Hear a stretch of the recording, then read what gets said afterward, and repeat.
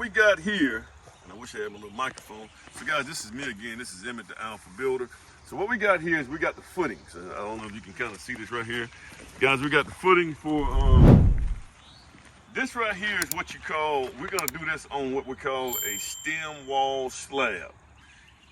You have what they call a monolithic slab, and then you have a stem wall slab.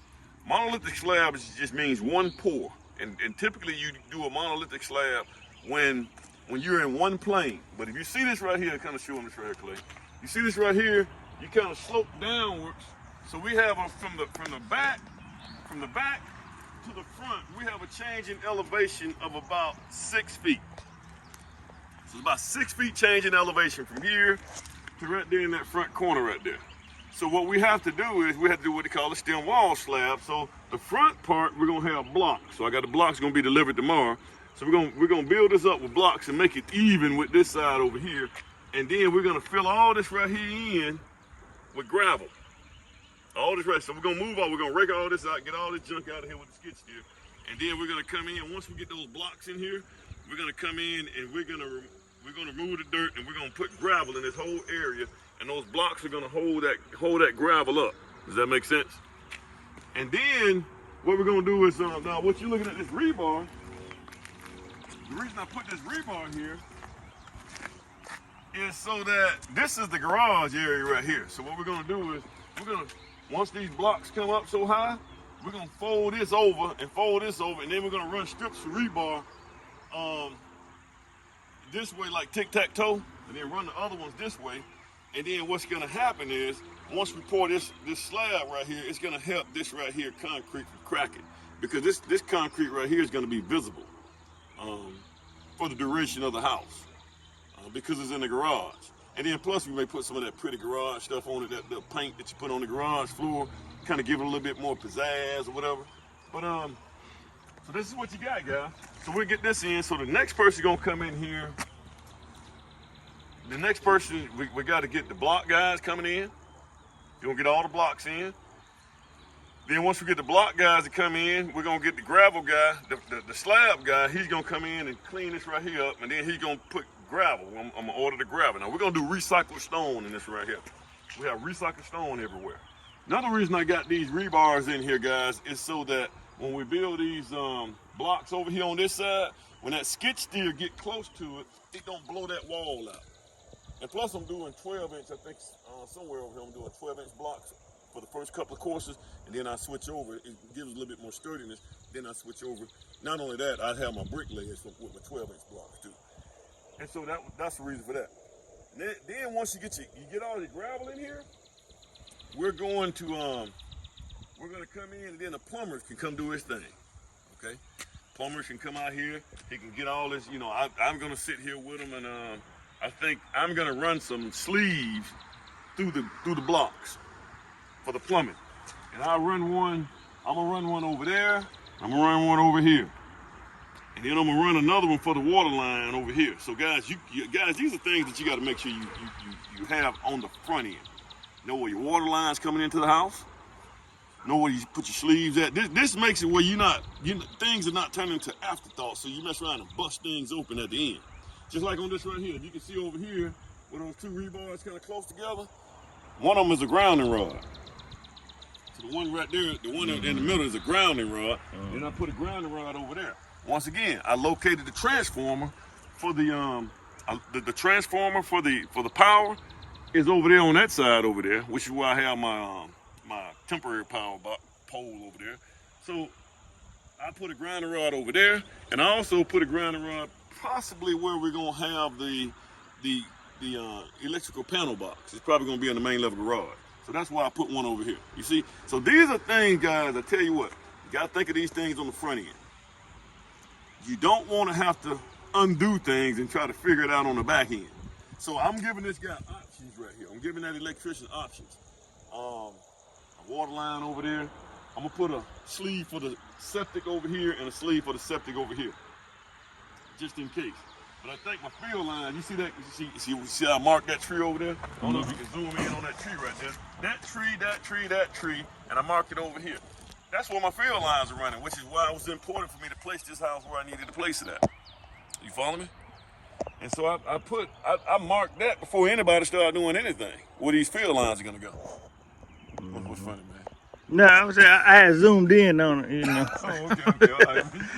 Yeah, so these are things, guys. These are things you got to think about on the front end.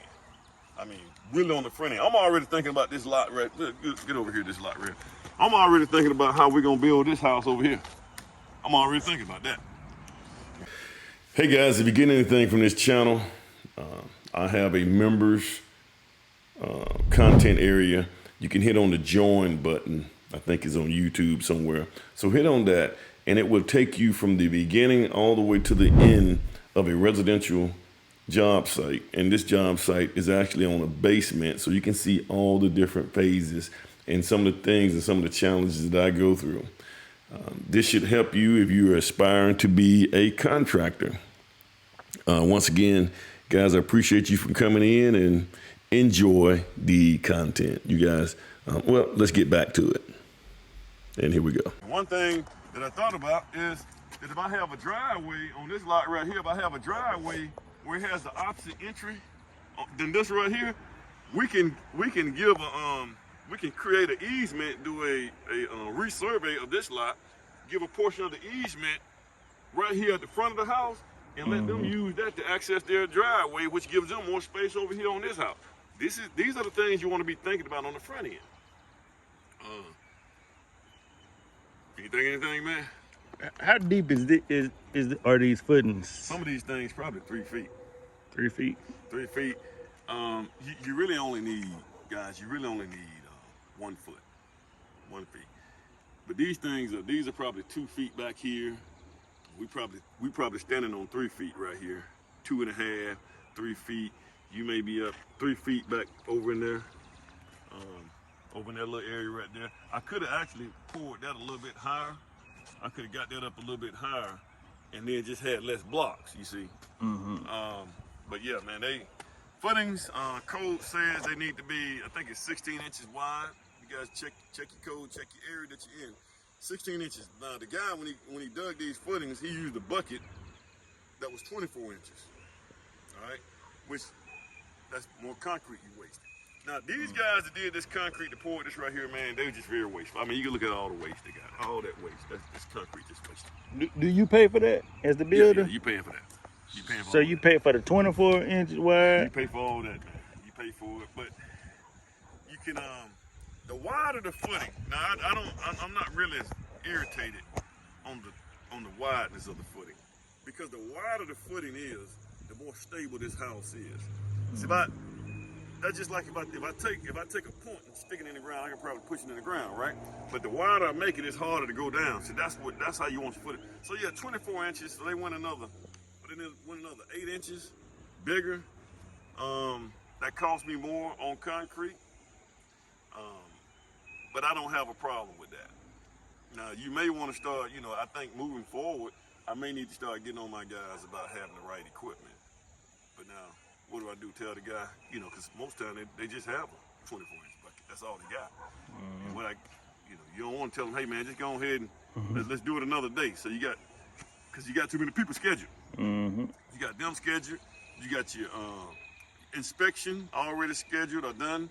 You have your pump truck scheduled, so they couldn't get the truck in. They couldn't get the trucks backed off in here. You got your concrete scheduled. It's just too much going on, man. Too much going on. I don't like it. This is why we have to have, like, you guys, man. This is where you guys come in at. This is where you can really make some money doing this stuff right here. You serve as that person to come in and handle these things. Can you think of anything else, man? What did Zach have any questions? No. What about Steve? Steve's probably cracking jokes one day. Nah. Man, that joke had me laugh. I'd probably laugh more than I ever laughed before in my life last year in Las Vegas with him and Jamal. Golly, man, boy. Golly, that joke right good. All right, man. So this right here is gonna be a turnaround. You see how much turnaround we got? And you can see where the stakes are for the house. So the guy's gonna come in. They're gonna have to. The block guy's gonna come in and he's gonna he's gonna actually square the house back off again. That's why I left these batter boards up here. And they got the little mark there where the house corners are gonna be, you see? So when you cross that, if you take one line and run it to the green over here, and you see what I'm saying? You have the corners of the house. That's what we're doing, man. And we'll do a geostone wall in the back there. I think the homeowners may be able to get this right here and have this right here as a natural area right here for dogs. I got a dog shower in this house. Man, when you guys become pet lovers, man, it sticks with you, man. All right, man. Like, share, subscribe. Let me know.